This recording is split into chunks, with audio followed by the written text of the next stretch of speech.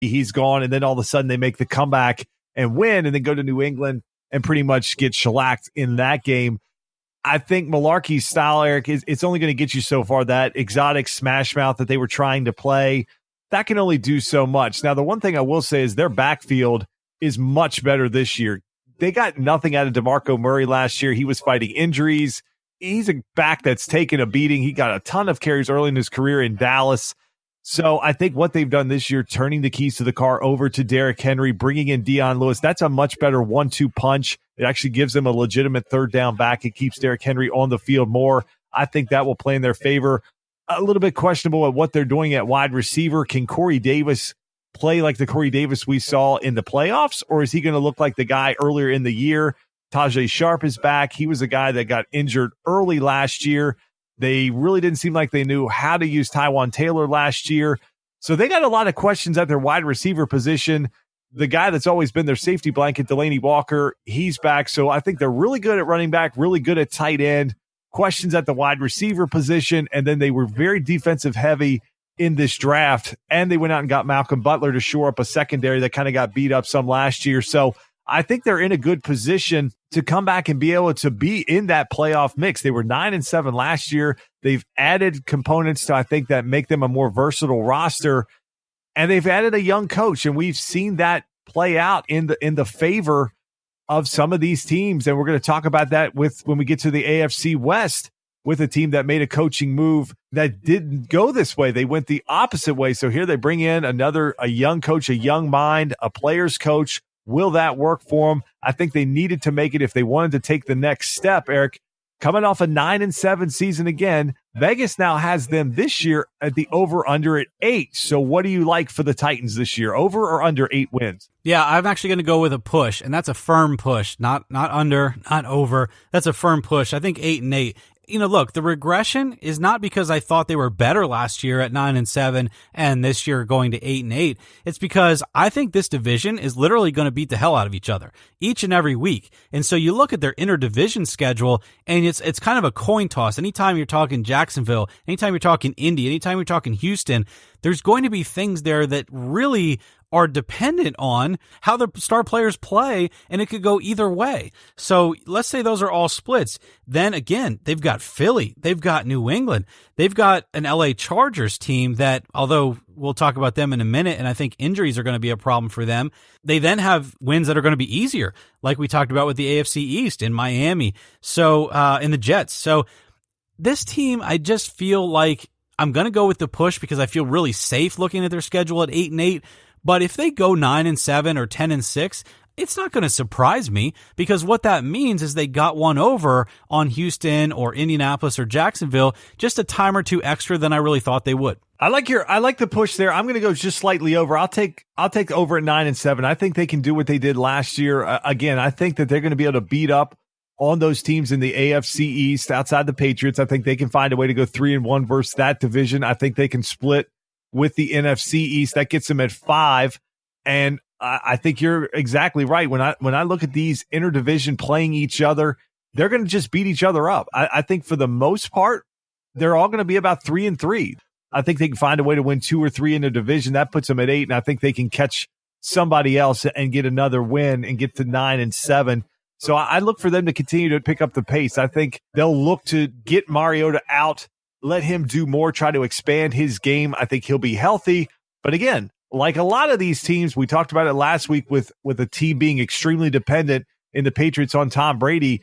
If Mariota goes down, we saw last year, it's ugly. They will crumble if something happens to Mariota, like many of these teams, but especially a team like Tennessee that really doesn't have much backing him up, and it's going to be a completely different style than him that they're going to have to adjust to. But I see them just going over. They're kind of a surprise, a little flip-flop here. Last year, the Houston Texans only got 4 wins. They had a lot of issues at the quarterback position, and partly because the guy that came in and looked like he was going to be a stud, Deshaun Watson, only played 7 games and then got hurt in practice, tearing his ACL. Not sure if it happened in the game versus Seattle or something in practice, but the last time we saw him was the game in Seattle where he put up over 400 yards on that Seattle secondary and looked like he was about ready to take off. So now we have Deshaun Watson coming off of an ACL. We've seen other quarterbacks. We just saw it last year. Joe Flacco came off an ACL. He did not look very good. He looks much better this preseason. We also have Carson Wentz coming off an ACL, so it'll be interesting what he does. But we've seen players, especially quarterbacks, that come off ACL injuries, sometimes that don't come back quite as sharp as they were. Sometimes it even takes them a full season before they get back to the level that they were. So, Eric, when you look at Deshaun Watson coming back for this Texans team, do you see him picking up where he left off last year, or do you think this 2018 season will be more of a struggle for him as he gets acclimated back to getting to 100%?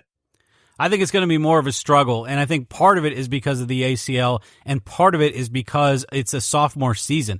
Look, I mean, we saw a guy like Dak Prescott, who everybody was super high on, then come back and have a rough sophomore season.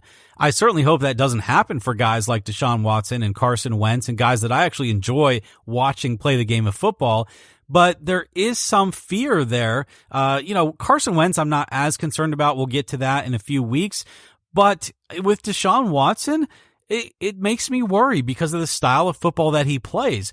Now, the benefit he does have is that some of the sophomore slump I feel for quarterbacks is due to the fact that now you have NFL defenses and really good NFL defensive coordinators who have seen these guys play for 16 games and can scheme for them a lot better. You and I have had debates about that when we talked about guys like Tebow and RG3 and how teams can really make them look bad in their second and third years because they've had time to scheme for that. So does that happen for Deshaun Watson? I don't know, because he was only on the field for half the season in his first year. So he's going to have that. He's also going to have that mental aspect of the ACL repair. How does that feel to him? Is he able to be mobile like he was before? Is that going to be in the back of his mind affecting what he does on the field? Even some decisions that he chooses to make, whether he's going to run into traffic or run away from traffic, what kind of cuts he's going to make. Does it change the way he plays football? Certainly we saw that with RG3. I think it became a mental thing through the years for a guy like that. For Deshaun Watson, I certainly hope that doesn't happen. But then, like I said, you've got the sophomore slump on top of it. Justin, it's going to be tough. I'm rooting for this guy. I believe in Deshaun Watson. I think he is an NFL quarterback, and I think he's a huge, huge piece to this Houston Texans team, just as a guy like J.J. Watt is, because when you lost Watson and Watt off that team last year, it's like the soul of that team was gone. No, injuries are what I really think about on this team, especially on the defensive side. But getting back to Watson, I agree with you. I think this year it will be a little bit more of a struggle. Teams are going to be able to look at what he did in those first 7 games, and they're going to be able to sort of dissect some of those things, see how much he went to DeAndre Hopkins. They're going to start to force him to try to go somewhere else with the football. Is it going to be to Will Fuller? And then you start to look at this team. Where else do they have? What do they have behind him?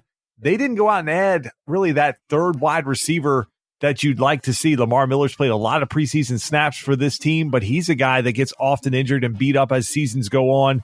Then you're looking at Alfred Blue or Foreman coming in. So there's a lot of questions on this team. But Eric, what I always think back on as good as Watson was, this Texans team was still only 3-4.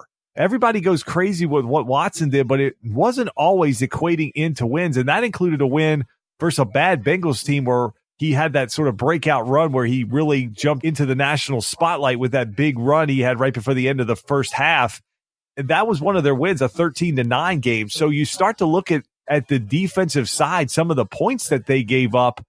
That's where the concern is, that if Watson, even if he comes out and he plays well, are they good enough and sound enough defensively, and can they stay healthy enough to be able to have a win total that gets them into the playoffs or into a running for a wild card position? Last year, you had Watt go down. Clowney was hurt some. You had Whitney Merciless get hurt. The secondary, they've had some injuries. Jonathan Joseph is getting up there in age. Kevin Johnson's had foot injuries. You're bringing in the Honey Badger and Tyrann Mathieu to add to that secondary. What's he going to look like when he's not playing across from Patrick Peterson? So there's a lot of questions I have with this team that's not only Watson related, because even if he comes back and he plays well, that didn't necessarily equal out to wins last year. And I don't know if this Houston team has done enough to really fix that defense and fix some of the holes that they have, because If you take DeAndre Hopkins off of this team and take that weapon out of his hands or try to make life more difficult, and look, it's not like teams haven't, but if you really try to take that look away from Watson more often, it's going to make life a little bit more difficult for him. So I think teams will get to look at the film, try to dissect what he did last year and have better game plans for him. Eric, Vegas has the Texans over-under set at 8.5. So do you like over or under 8.5 wins for the Houston Texans? I might surprise you on this one, Justin, because I'm going to take the over, and I'm confident on that. As long as they can get by their first couple of weeks, I think they have a very real opportunity. They have a tough schedule before the bye, but here's where they really win the battle of the schedules. It's the fact that they grab the Giants, the Cowboys, the Bills, the Dolphins, and the Browns all at home. So those are all home games, and those are all very winnable games. So if you look at the Texans and you say, okay, we got to win all of those, and then you figure, well, they're going to beat Indianapolis maybe a time or two, then I hate to say this, but they go on the road to Denver, and I think they've got a fighter's chance in Denver just based on the fact that I don't know if we know what Denver's going to bring this year. You know, I can find wins here. They go to the Meadowlands to play the Jets, but I don't think they can really count on losing that game necessarily. And so I can get to 9 wins for this team. I'm taking the over. I'm not going with 10 or 11 wins, but I'm confident that they actually finish second in this division at 9 wins. This is a great number by Vegas because I think Texans are going to be all over this 8.5. I think they're going to be right there in that 8-8, 9-7 area. I'll make just short. I think they end up going 8-8 ultimately. I think the defensive side of the football is what hurts them. I think Watson, I think he's going to have his struggles. He'll be a little bit more inconsistent early in the season, and I think he'll get it going as the season progresses. But I just think that this team defensively, Eric, is where they scare me. They've got a lot of guys that just have not been able to stay on the field for them. And they're guys that they just don't seem to have any replacements or depth for. They don't ever seem to have an answer when Watt leaves. And if Clowney, he's already had issues in camp staying healthy. Merciless coming back from a pretty significant injury. Just a lot of questions for me. Too many questions to try to take them over that 8.5 mark. So I'm going to stick with just shy. I think they'll be 8-8. But look, I wouldn't be surprised if they find a way to squeak out another one, get to 9-7. But I'll stick with 8-8. The last team, the team that won the division last year, is the team that Vegas thinks will win it again this year. That is the Jacksonville Jaguars. They found a way last year to win 10 games, get to 10-6, get a home playoff game. They won 2 playoff games. They beat the Buffalo Bills in Jacksonville, then went on the road and shocked the world basically and found a way to upset Pittsburgh in a high-scoring game. They went to New England. They looked great through the first 3 quarters. They seemed to just run out of steam in the fourth quarter. Eric, the easiest question on this team would be something about Blake Bortles, but that's been beaten to death. We know what Blake Bortles is. They've brought him back again. He's a guy that's going to have some really good moments for them and a guy that's going to have some really bad moments for them. I think the question that comes out of this team is what we've seen from them during camp and some of the things that have come out in the media from their defense. This is a team that is defined by their defense. All of their stars outside of Leonard Fournette are on the defensive side of the football, and they've had some issues with this team. Dante Fowler and Jalen Ramsey have both been suspended during camp for a week by the team. Then just last week, an article done in GQ magazine that featured Jalen Ramsey pretty much trashing, 15 to 20 quarterbacks in this league. So this defense starting to get a little more mouthy, starting to get some swag based on what they did last year.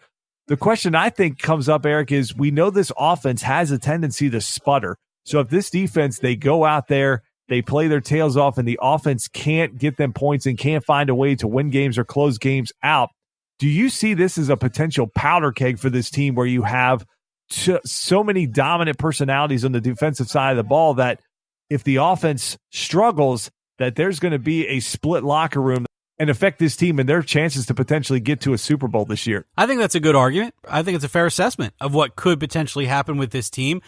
I think it is the most volatile team in this division, but it's also a good foundation for this team. Look, this is a team that really, you're talking about a team that even a few years ago was, well, do we bring in Tebow? Do we bring in this guy? Do we bring experimental type stuff?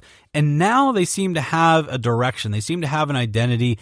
I don't really mind that their defense is mouthy and getting, around in the papers and in these magazines. And I just feel like that is something that could potentially work for them. This is a smaller market team. There's not a lot of buzz around them. Blake Bortles